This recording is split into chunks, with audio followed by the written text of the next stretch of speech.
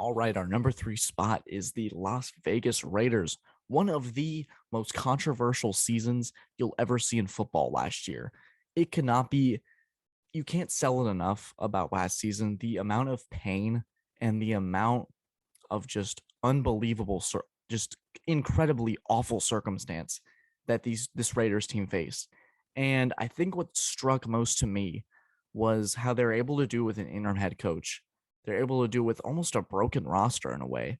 This was a team with a lot of holes in it, and they've really plugged that up this year, especially on the defensive pass rush side, because Max Crosby can't do it himself. And Hunter Renfrow was carrying the load significantly, especially when Darren Waller went down. And of course, the unfortunate situation with Henry Ruggs. This was a team that their accomplishments cannot be over. You can't.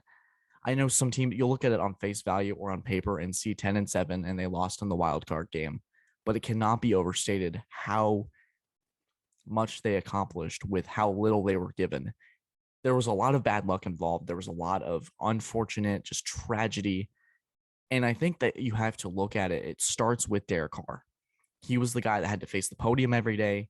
He was the guy that had to face the media, had to go up there, answer questions about things that weren't even related to him, about Henry Ruggs, about injuries, about John Gruden. There was just so many different things that he had to deal with.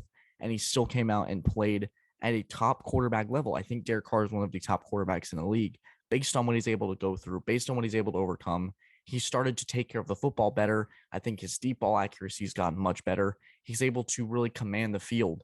And I think it's been a significant improvement. It almost looks like he did when he was an MVP candidate before he got hurt back in, like, it was 5 years ago when Connor Cook had to play a playoff game. I remember that. That was something.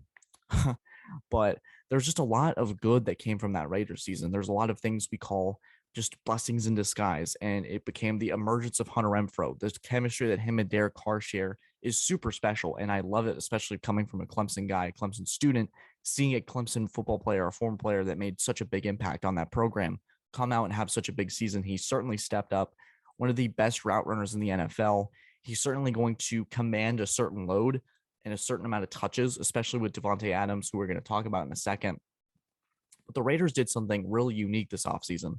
I think a lot of the moves were made early. Russell Wilson became a Bronco early. And so I was thinking, what are the Raiders going to do to be able to capitalize on this? And I think the Raiders, they had one of the splashiest off seasons. It was something super great. They defied the odds last year. Can they finally have that consistency? I think they can. The bigger picture here, we talked about what they've done. There's nothing short of phenomenal, the emergence of Hunter Renfrow. And now we got to talk about Josh McDaniels and Hunter Renfrow. Again, Devontae Adams and Josh McDaniels. Josh McDaniels was one of the top coordinators in the league. He was one of the shining stars on the Patriots, especially in a crucial part of Mac Jones' career, helping him take that team to the playoffs, where a lot of people argue New England's offensive weapons were very underutilized or lack thereof offensive weapons. So Josh McDaniels has a lot to work with coming to Las Vegas. They haven't drafted necessarily poorly. They weren't really able to draft enough because they had to spend some draft capital on getting Devontae Adams. But what McDaniels is doing here is, I think that a lot of people see those seasons with Denver with Kyle Orton and Tim Tebow, and they're like, I don't know about that. But in that time, Josh McDaniels has done a ton of growing up.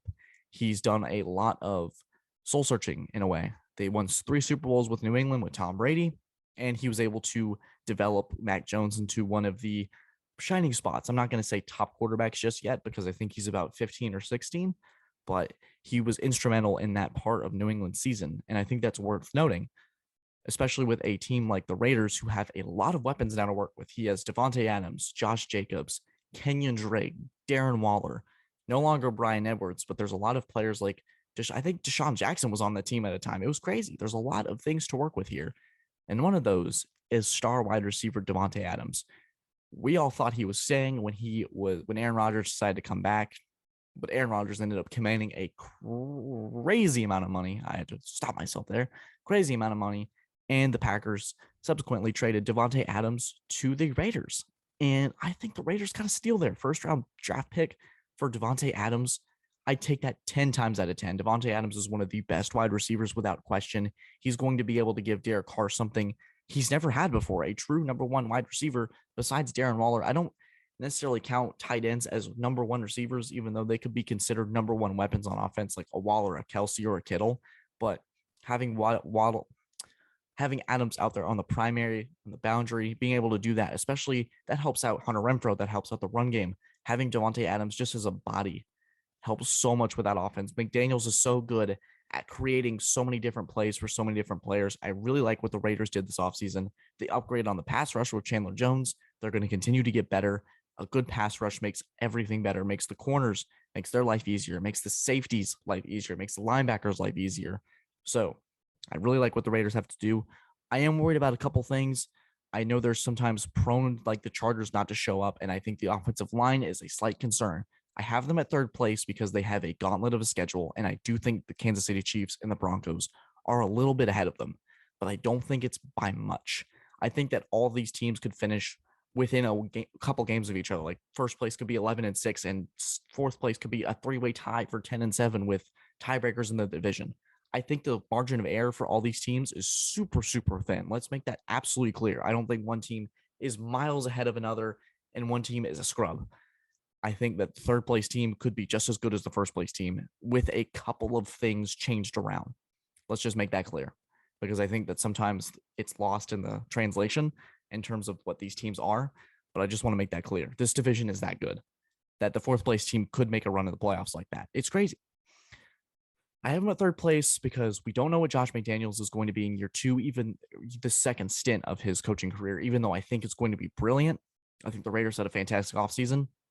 They were only just outshadowed by one of the splashiest and most fantastic moves in the offseason with Russell Wilson and our second place team, the Denver Broncos.